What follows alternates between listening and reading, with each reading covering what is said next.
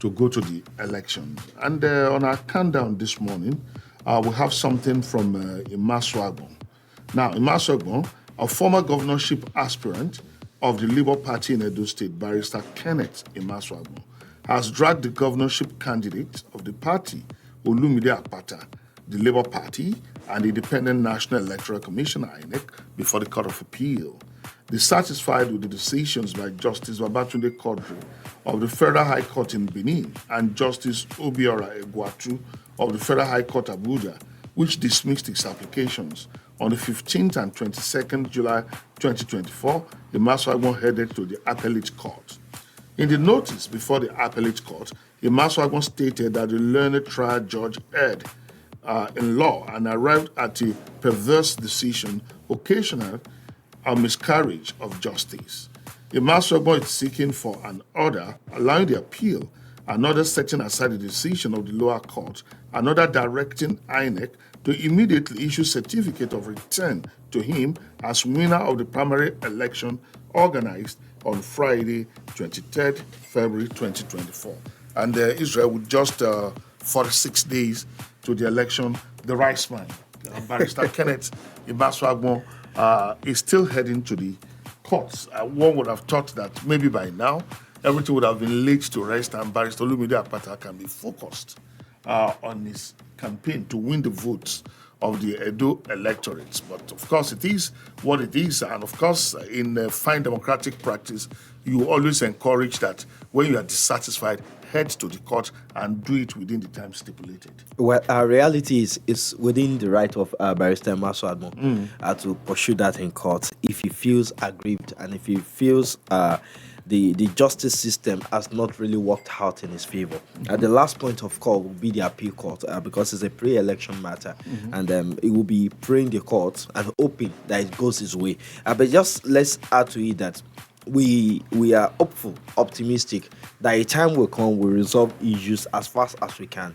so that those who are vying for offices can actually focus and concentrate in their engagement with the people. People are interested in knowing what each candidate have to offer and what they can actually do to better their lot. And Nigerians have been through a lot in recent times. And if there's anything they are looking out for, is that candidate that can provide answers to the many questions they have.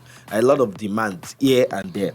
It's not exclusively at the up, and when I say up, at the president. There are some answers that those who are state governors can also provide answers to. There are some questions they can provide answers to. So you will be hopeful and you'll be open that all these candidates that are vying for each of those political parties are taking a look at some of the demands of Nigerians. Oh, yes, because exactly that when President Bola Ahmed Tinubu made his broadcast yesterday, where he alluded to improved FAC, the monthly allocation that governors get. And most of the times when you listen to the governors, it's mostly the usual rhetorics from when some were getting 3 billion, 3.5 billion, to now that they are even getting in excess of 11 billion. So I think that the voice notes that we get from the governors will also have to reflect the new riches that they have, that is at their disposal. And it's also good that enough enlightenment is made of this. Now, I think, was it the former governor of this state, that's Comrade Adams Oshomole, that was speaking on the Monitor television program on Saturday.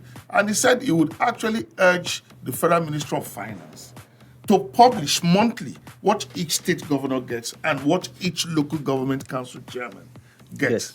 Yes. Because when it is there in everybody's eyes, then you know what you'll be interrogating your leaders with. That, oh, come on, last month you just pocketed 10 billion naira. What happened? Where did it go into? So again, Guba candidates definitely are going around soliciting votes now. That is another thing that people can take them up now. That now a pattern has been established and the truth has been established that governors get more money than they were getting in the past. If you come in, look at other areas, open up the state, let's know what you'll be doing with all of this. I think it's also giving us another plank for a very robust narrative. And Edo people should keep making demands, not just of the governor. This present administration, after the election, by November, we should be winding up and should be done. But those who are coming in, you should start asking them questions. And the right questions. I was on a group this morning engaging someone. It was saying, oh, this person, it just casts aspersion at the personality, the person of that candidate. And I said, that's not the issue. The issue for me is what does he have to offer? And that should be the conversation. Edo people should be critical of whoever they are speaking to and whatever candidate come to their place. Ask the right questions. Otherwise, we'll keep rolling around and going around. We leave the substance and we chase the shadows. And when the man gets there, because he never made any promise to you in the first place, you can't hold him responsible. So ask this candidate the right questions. What do you have to offer, Edo people? Okay, I think we'll go to the phone line then. When we return, we'll click through the gears and go to the main conversation for today on what the Honorable has got to say. Joyce.